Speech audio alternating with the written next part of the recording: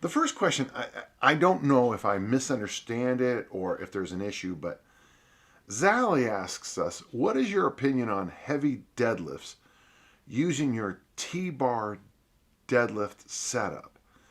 Now, see, the problem with the T-bar, do you mean trap bar or do you mean the Hungarian core blaster, the T-frame thing?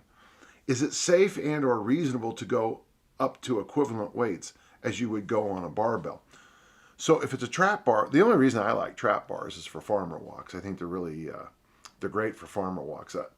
I, I know that the trap bar deadlift is good for a lot of people, but it's that thing is done well. I like the trap bar deadlift. Done what I usually see, I don't like it at all, where the knees come in and they round the back and all that silliness. If you mean the deficit deadlift, the T-bar, the Hungarian core blaster,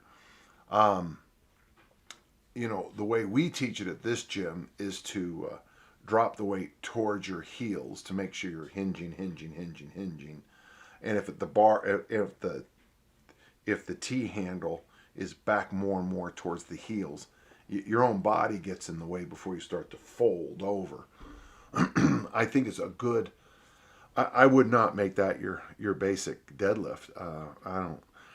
When I looked at the old Soviet texts on the deficit deadlift, you know, they were big fans of it, including a leaping variation, which I've never done, but I looked at it and was like, that's kind of an interesting idea. You know, it's like the leaping goblet squat. You know, I'm a big fan of it, but I've never actually done one.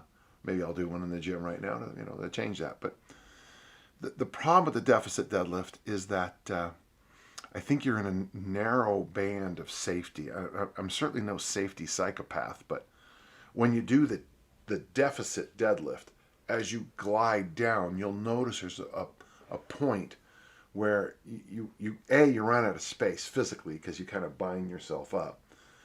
And if you go too deep, I don't know what you're working.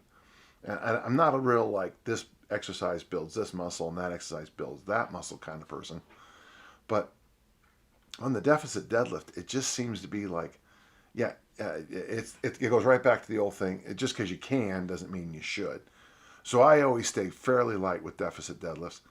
I think at our gym, we might have 130 or 40 pounds on it at the most, which is, not very much considering what we're doing in some of the other exercises. So for me, I would much rather see you do sets of 10, 12, 20 in the deficit deadlift, all at a nice, reasonable pace, well within yourself, because, the problem with a back injury, and I'm not saying you're going to get one from doing this, but if you do get a back injury, they're just such a pain to get over. It affects everything, and so I'd rather you err on making that more of a pumping exercise than it is a strength exercise.